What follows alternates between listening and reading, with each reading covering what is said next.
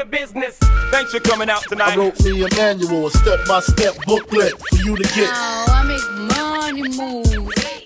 You can't see me, my time is now.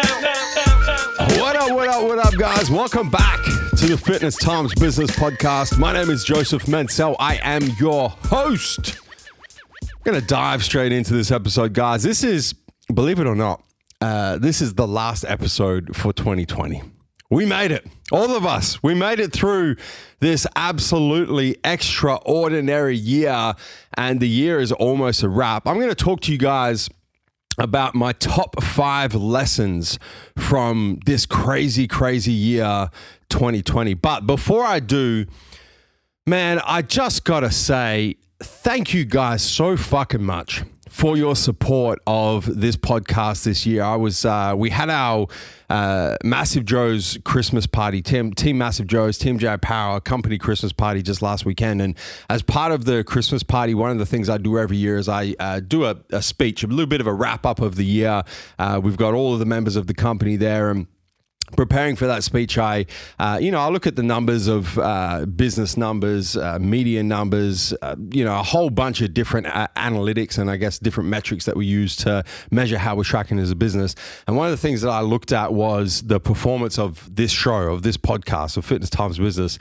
And guys, man, I'm just so fucking grateful for each and every one of you guys who listens to the show, who resonates with what I'm talking about, who shares the show person to person in your Instagram story. Guys, we've hit multiple hundreds of thousands of people this year with this podcast, which is just, we're not a podcasting company, right? We've done 24 episodes this year. This is episode number 24. We're not dropping a podcast every day. We're not doing 3 podcasts a week. We do a podcast every fortnight. And just the absolute loyalty that you guys show to this podcast and the sharing that you do of it. I mean, I just want to start off with just an absolute massive thank you, because in a year that has been so filled with negativity and just a whole bunch of shit, this podcast, for me personally and for the Massive Joe's company, has been such a shining star for us. And we couldn't have done it without you guys. And I just want to start this episode by saying a massive fucking thank you to each and every one of you guys. You inspire me. You inspire us to keep producing this podcast and keep bringing as much high quality, high value content as we can for you guys. So thank you so very much. My top 5 lessons from 2020. I want to do this a little differently for you guys, because I personally, this podcast is going to be a little bit of, I guess, a memoir, to be completely honest with you guys, about the top 5 lessons that I personally have experienced and have learnt throughout 2020. But I don't just want to talk about my experiences and my lessons. I want to give you guys, as always in any episode of Fitness Times Business, I want to give you guys as much practical information as I possibly can that you can then go and apply to your fitness journey, your career journey, your business journey, your relationships, and just your life in general. So the way I'm going to do it is this. I'm going to go through each lesson one by one. There's 5 lessons. I'm going to go from, I guess they're kind of in chronological order, but not really. So I'm going to go through them one by one. I'm going to tell the story of my experiences through 2020 that led to the learning of the lesson. I'm then going to describe the learning of the lesson and then give you guys some practical advice on how you can apply a similar lesson to your fitness, your business, your career, your relationships, your life in general. So, lesson number 1, process over product. The start of this year, actually, it goes before the start of this year, mid-2019, I made the decision and I committed to a contest prep. With the intention of making my pro debut, my men's physique pro debut at the Arnold Australia 2020 at the start of this year in March, which was going to be the first ever men's physique pro show in Australia. So I made the commitment, I made the decision, I made the commitment in 2019 in around the middle of the year, and I started my prep. And it ended up being a 26-week prep, a 6-month prep, the longest prep that I have ever embarked on. Even more than when I won my pro card in 2017. And I went through some absolutely serious shits during this prep, guys. I mean, in some aspects, it was the best prep I've ever done. In many aspects, it was the most difficult and just hardest prep. I can't think of a more descriptive word than just fucking hard. It was a really, really hard prep. And those of you who tune into the Massive Joe's YouTube channel and my series, my contest prep series, Pro Prep, at the start of this year, you know, a bunch of those struggles were documented in that series. And there's one episode particularly where I just like pour my heart out and just tell you guys that this prep is fucked. And those of you who have seen the episode will know exactly what I'm talking about. And then I get to the final week of this prep, right? The work's been done. The blood, the sweat, the tears, the difficulty, the struggles, the trials, all of that shit was done. I get to literally the Saturday before the Saturday that I'm going to compete. And I start my peak week. And peak week, for those of you who have done a contest prep, you would know. For those of you who hasn't, it's literally like the icing on the cake. It's putting the final touches on your prep. Up to that point, the work is pretty much done. You just have to push for that final week. So it gets to the Saturday, a week before the show. I start my peak week. I wake up Sunday morning, 6 days before the show, to a message from our IFBB Pro League president here in Australia, Tony Doherty. And Tony says along the lines of, Joe, I'm really sorry. The international borders are shut. Restrictions are coming in because there's this thing called coronavirus that is sweeping Victoria at the moment, and we've had to cancel the show. So there's no show for you to compete in. And at that point, I had a decision to make. The decision was, having gotten that far down the road of the prep, the contest prep, having fulfilled that much of my commitment to that contest prep, now knowing that what I intended to get out of the prep, which was making my pro debut and, you know, doing well and placing and so on and so forth, was no longer a reality. It wasn't going to happen. So the decision I had to make was, do I throw in the towel at that point and just say, fuck it, you know what, I got this close. The result of all of my efforts is not going to be there. It's not a reality anymore. I'm done.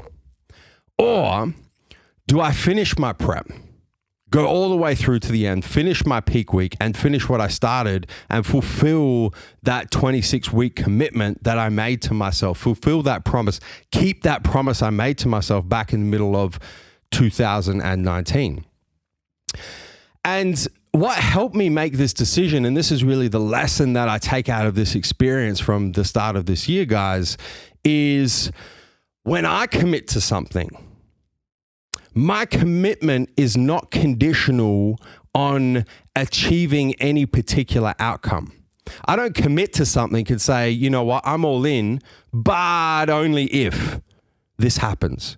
You know what, I'm all in on this. I'm going to give everything I've got, but only if I achieve the outcome that I'm trying to achieve from my commitment to this thing.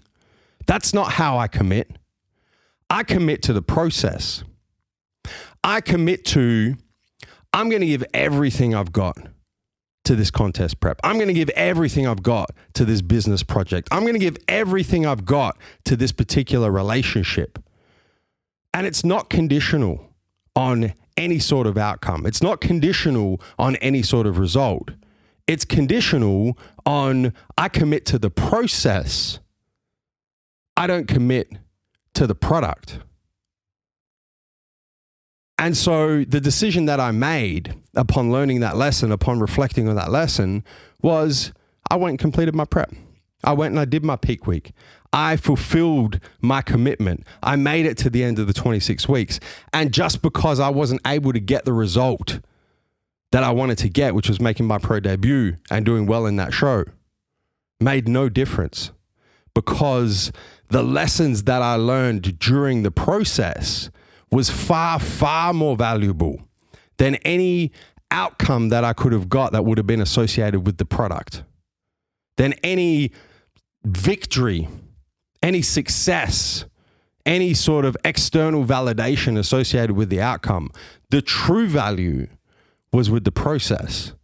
And you guys would remember, because on the 21st of July this year, I did an entire episode of this show. It's called Process Over Product, with special guest John Mahoney in that episode. And so how do you apply this lesson to fitness, career, business, relationships? Well, guys, it's pretty simple. When it comes to your fitness, you commit to the process. You commit at the start of the process. Perhaps it's your own contest prep. You commit that you're going to finish that contest prep no matter what happens at the end. Maybe it's a 10-week challenge that you commit to. Maybe it's the Massive Joe's challenge. You commit at the start and you go, I don't give a fuck how this plays out. I'm committing to making it to the end. Perhaps it's just a fitness journey in general. Perhaps you're new to fitness. Perhaps you're thinking about changing your lifestyle a little bit and getting into the fitness lifestyle. You make that commitment. That's what you're committing to. You're not committing to any particular results. You're committing to the process of changing your lifestyle to the fitness lifestyle. When it comes to your career, you're working on a particular project at work. You don't commit conditional on you achieving success at the end of that project. You commit to the process of the project. You commit to whatever it fucking takes at the start of the project. You're going to see it through right to the end. When it comes to business, those of you business owners listening, you guys know you got business goals, you got big aspirations, you got big ambitions. Your commitment is not conditional on you achieving those goals. It's not conditional on you fulfilling your ambitions. You commit to the process. You commit to the business journey and the lessons you learn along the way, because you know that's where the true value lies. And when it comes to relationships, personal relationships, perhaps friendships, perhaps romantic relationships, you don't commit to relationships based on achieving a certain outcome. You commit to the relationship. You commit to the process of building the relationship. You commit to the journey of the relationship. And if it works out, fine, that's the cherry on top. If it doesn't fucking matter. Lesson number 2. Focus on what you can control. This is a big one that I'm sure a bunch of you will resonate with in 2020. Man, listen, the COVID-19 pandemic affected so many of us in so many different yet significant ways. My the way that the pandemic most significantly affected me personally was through business, which would come as no surprise to you guys. It went something like this. I'm just going to fly through it, guys, because I could do a 4-hour podcast on the effects of COVID-19 on the Massive Joe's business, on the TMJ Apparel business. But I'm just going to fly through it, man. COVID-19 pandemic hits. Obviously, as I just mentioned with my contest prep, it kind of started hitting start of March, really hits end of March. Gyms get closed. A stay-at-home direction is issued. Those two things in combination with each other, the closing of gyms just completely crushed the market, the fitness industry as a whole, but the market for supplements and apparel completely crushed it. And then the stay-at-home direction, you know, literally the government telling people not to go to retail stores.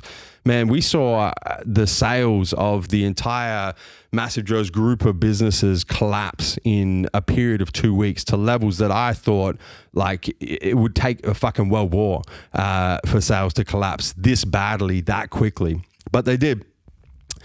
And then it got worse from there. We then had the exchange rate drop by almost 20% in under 10 days. And because a lot of the products that we import as a company are imported from the US, that effectively pushed our cost price up by 20% in less than 10 days.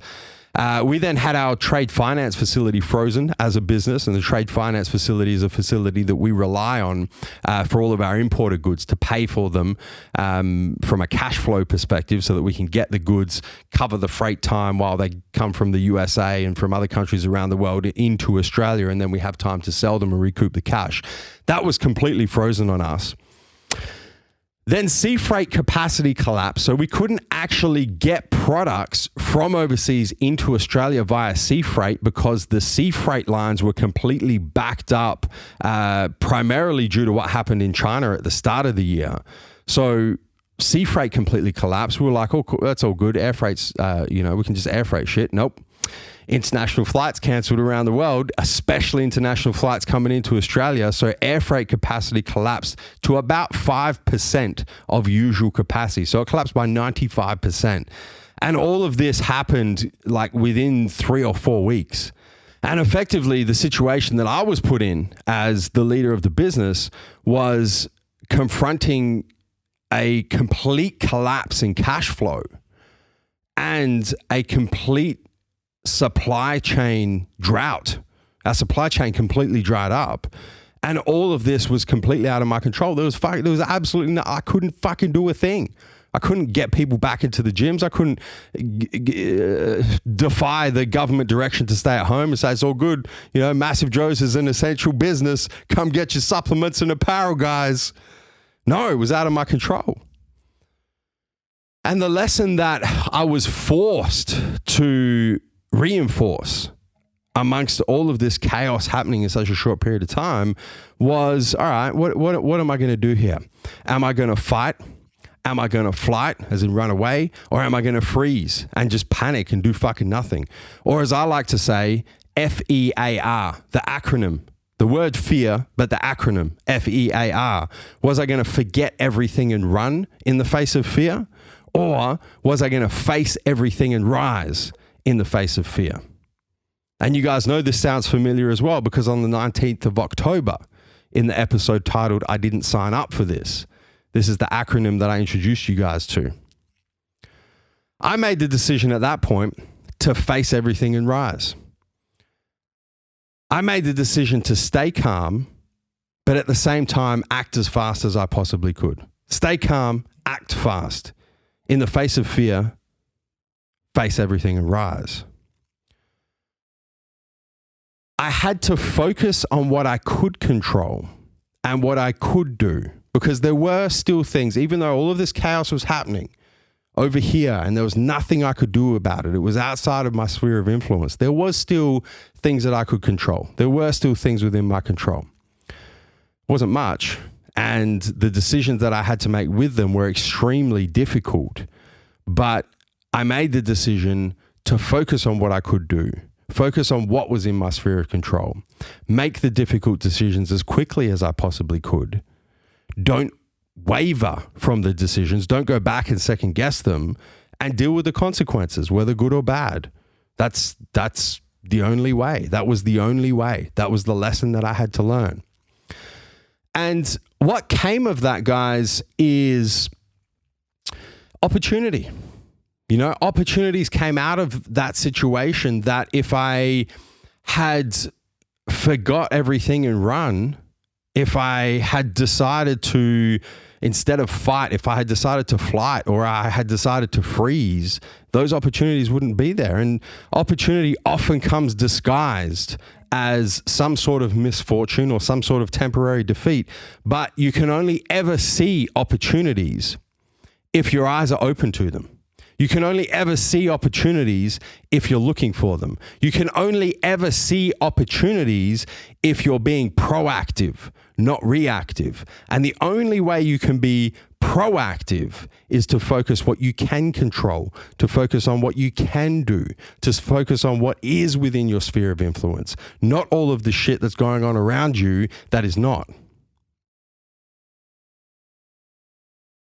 So how do you apply this lesson to fitness, career, business, relationships? Well, guys, when you're confronted with things that are outside of your realm of control, when you're confronted with things that are chaotic, when you are confronted with fear, what is your default position? Is your default position to forget everything and run, or is your default position to face everything and rise? What do you focus more on in chaotic situations? What do you focus more on in fearful situations? Do you focus on what you can control or what you cannot control? Are you proactive or are you reactive? Let me tell you guys, the only way to deal with situations that feel chaotic, the only way to deal with situations that make you incredibly uncomfortable, the only way to deal with situations that make you experience fear is to face everything and rise, and to focus on what you can control, to focus on what you can do, and to be proactive rather than reactive. And I guarantee you, you will open up doors of opportunity that you didn't even see right in front of you. But you have to focus on what you can control. Lesson number 3, be present. Live in the present. Guys, there were multiple times during the year this year where I experienced the sort of absolutely paralyzing anxiety that I've only experienced a couple of times previously in my life. And it happened on multiple occasions this year.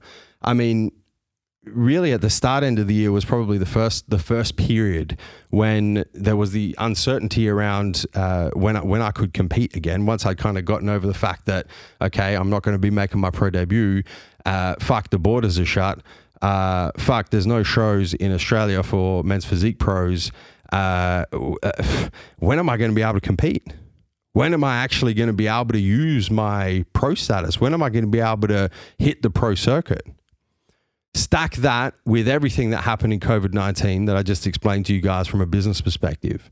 Stack that with some government situations that we experienced where the government just made, I mean, we could do a whole podcast on this, but as they have done throughout 2020, just made some really, really fundamental failures. Stack that with a bunch of legal matters that I'm going to talk to you guys about in lesson number 4. And I just had this stacking upon level upon level upon level of incredible stressful situations. And I mean, I was completely paralyzed by anxiety. I think the first time was like 3 full days where I couldn't do anything. I couldn't sleep.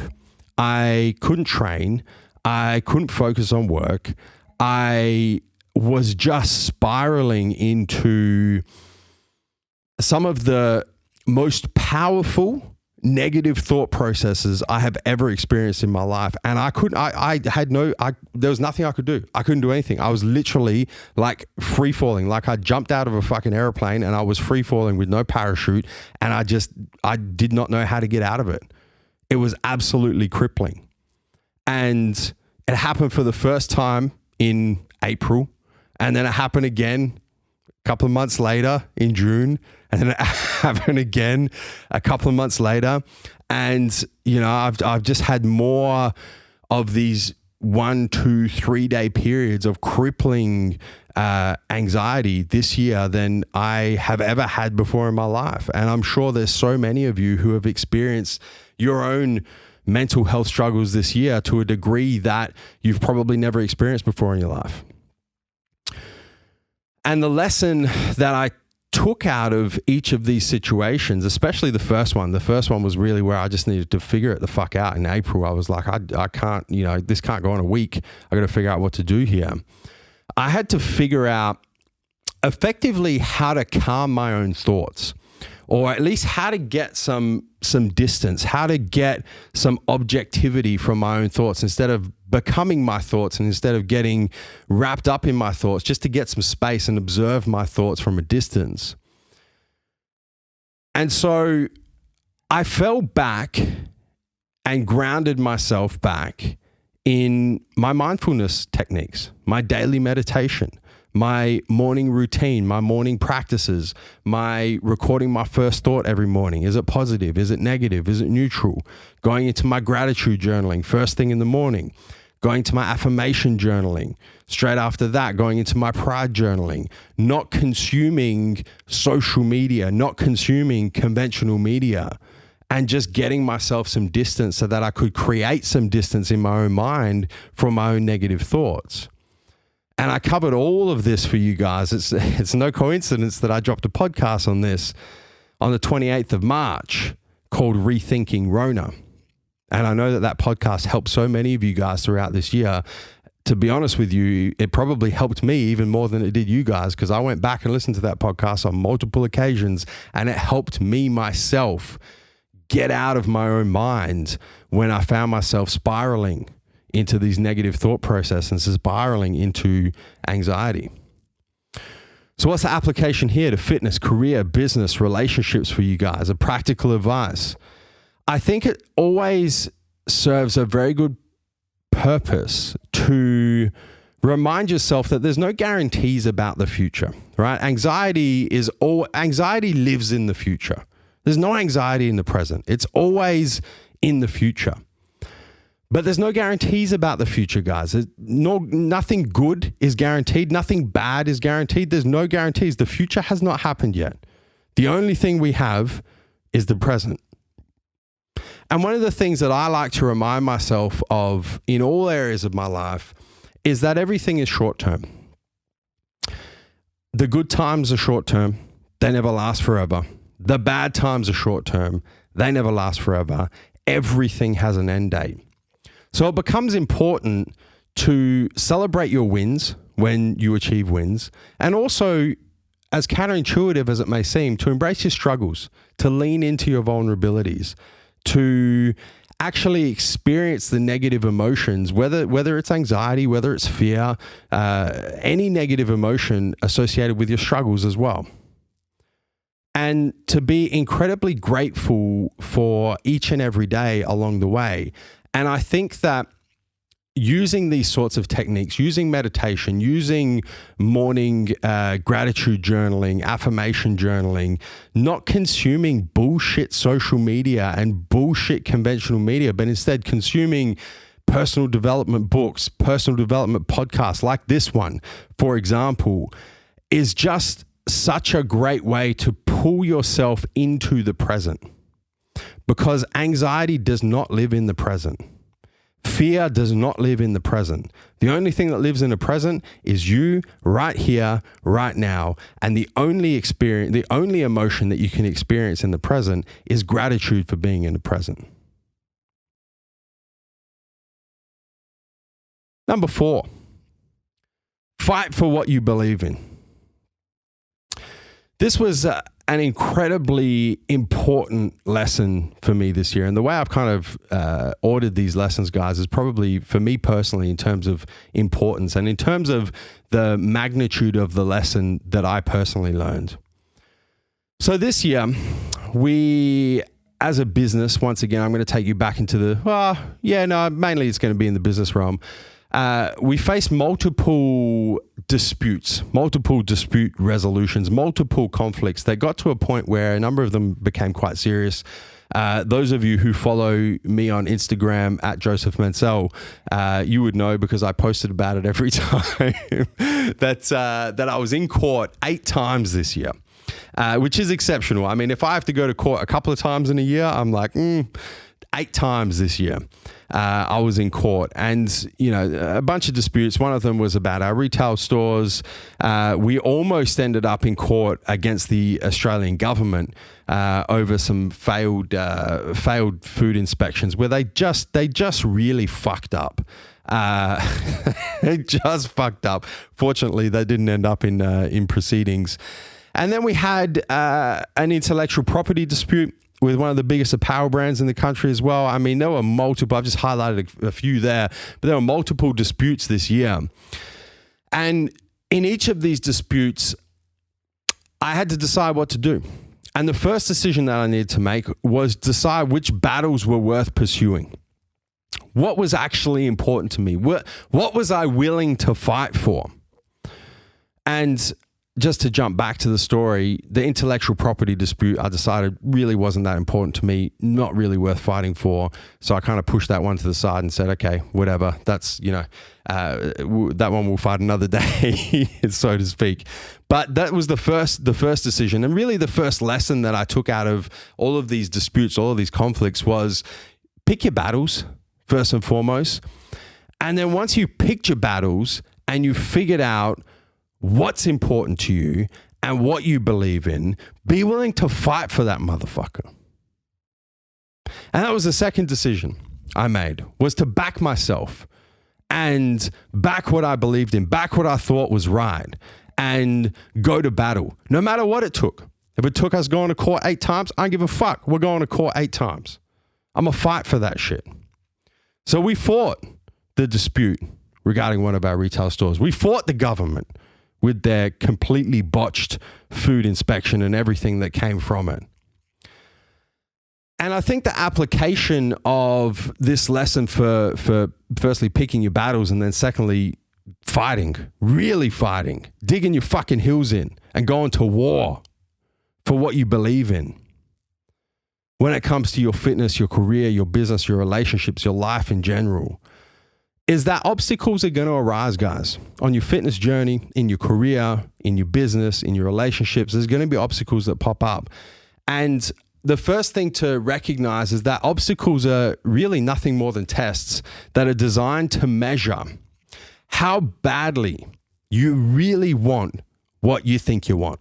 How badly, how seriously you seek the rewards that your ambitions say you seek. That's what obstacles are. It's the universe throwing you a test. How badly do you want this, motherfucker? Are you willing to fight for this, motherfucker? Well, then let's go. The second application is that you have to stand for something, guys. Some things have to be that important to you that you are willing to fight for them, that you are willing to go to war for them, that you are willing to do whatever it fucking takes for them. Because if you don't, you'll end up compromising your values. If you don't even have any values at that point if you're not willing to stand for something. You'll end up compromising your integrity, and the universe is just going to push you to fuck around. Obstacles are going to come up, and instead of deciding how to go around them, over them, underneath them, or through them, you're just going to back up and go in a different direction. You got to define what you're willing to fight for and fucking fight for it. In fitness, in your career, in business, in your relationships. And then really ultimately, it comes back to process over product. It comes back to the first lesson of this episode. Sometimes when you go to war, you're going to get the outcome that you want. Sometimes you're not. And it doesn't matter, because the true value of fighting for what you believe in is the fortification of your own core values, the fortification of your own integrity, and everything that you learn along the way by going through the war, whether or not you win or lose the war.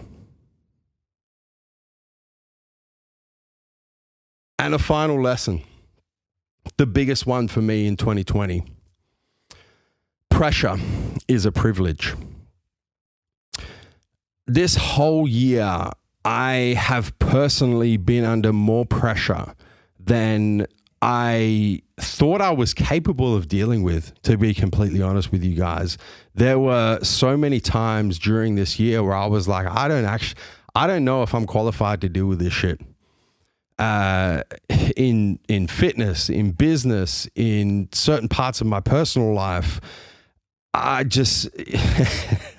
it's been one of those years where it's like, man, there's more. you mean we've been through this shit and now there's more?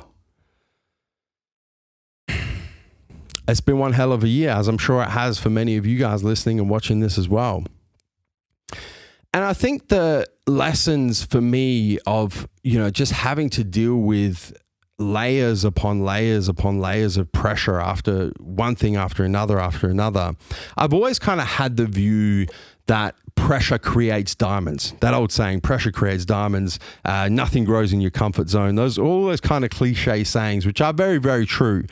And I've always kind of viewed pressure as the catalyst for growth. I know that when I'm coming up to situations that make me uncomfortable, when I feel like I'm under pressure in fitness, business, my personal life, relationships, whatever it may be, I know that is kind of a sign that I'm on the right path, But up until this year, it's always kind of been a process of experience the pressure, get through the pressure, get some sort of reward, or at least some sort of measurable metric that you can define progress around. And that's that's how I've kind of viewed pressure up until this year. The difference with this year is that there really was no measurable reward after confronting and going through the pressure. And it's literally like waves coming off the ocean. It's just fucking one thing after another thing. And then the waves get bigger and there's another thing. And then the waves get bigger and there's another thing. And it's just been this constant onslaught of pressure throughout this year. And my previous way of viewing pressure and of dealing with pressure and of thinking about pressure really kind of collapsed amongst this onslaught. So I had to change the way I thought about it. So instead of thinking about pressure was something that I had to go through to achieve some sort of measurable reward on the other side, I decided to start thinking of pressure as something I got to go through. Not something I had to go through, something I got to go through. I started experiencing the emotion of gratitude for the pressure that I was experiencing, for the pressure that I was going through. I started considering that pressure is a privilege, and not everybody gets to experience pressure and the emotions associated with pressure. I got to the point where I decided that the greater the pressure, the more gratitude I was going to have for it, because the greater the pressure, the greater the privilege. And the application to fitness in this particular scenario of viewing pressure as a privilege is really experiencing gratitude for, in the first instance, living the fitness lifestyle. Yeah, they shut gyms. And yeah, that was shit because you couldn't work out. And yeah, it created a lot of pressure. What are you going to do? You're going to go, how are you going to train now? But it's actually a privilege to have that pressure because you're living the fitness lifestyle. And a lot of people are not. It's a privilege for that pressure because fitness is so important to you that you're experiencing negative emotions associated with the pressure of not being able to train. What about your career? Perhaps you are under pressure to keep your job. Perhaps you are under pressure to do your job better than you'd ever done before. Perhaps you're under pressure because you had a pay cut because your business wasn't performing. How about experiencing privilege for having a job?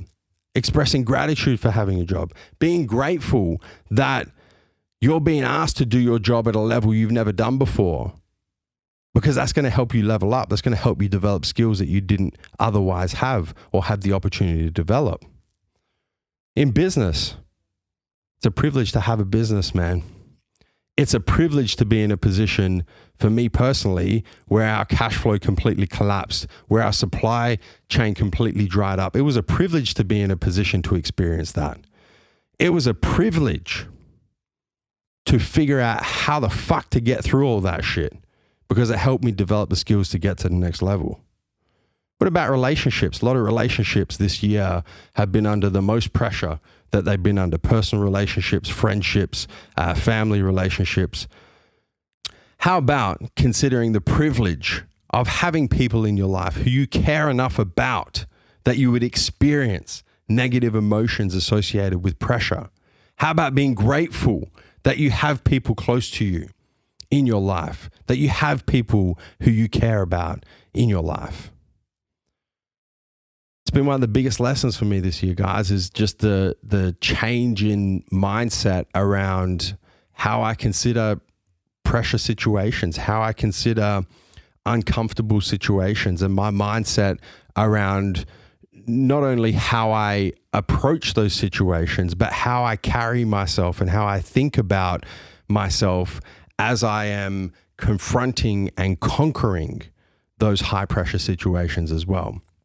And it really comes back to one of my personal favorite sayings, something that I've mentioned to you guys so many times in so many different forms and so many different episodes of this podcast, is my personal affirmation: only good things happen for me.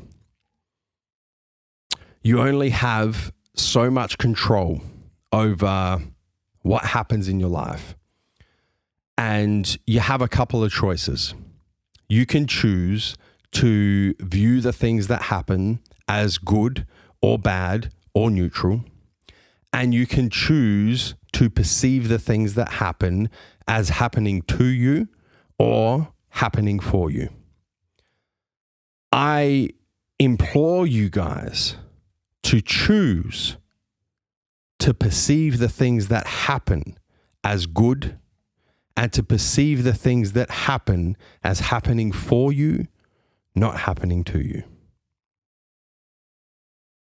And that's a wrap, guys. My top 5 lessons from 2020. It has been an absolutely extraordinary year. You know, that's the adjective that I'm using to describe 2020. It has been one hell of a year. Just want to thank you guys once again. As always, if you have found value in this episode, if you resonated with these messages, if you've enjoyed listening to the experiences that I personally have experienced throughout 2020, I encourage you guys to share the show, share it person to person. You know I love seeing the tags in Instagram story, man. So take a screenshot right now of whatever podcasting platform you're listening to, throw it up in your Instagram story, tag me at Joseph Mencel in the story post, and I'll try and reshare as many of those as I possibly can, guys. Thank you so much for your support in 2020. Hope you guys have an awesome new year, and we will catch you on the flip side in 2021. Thank you for tuning into this episode of the Fitness Times Business Podcast. Be sure to subscribe, and if you enjoyed listening to this episode, make sure you give us a 5-star rating. Until next time, we'll catch you on the flip side.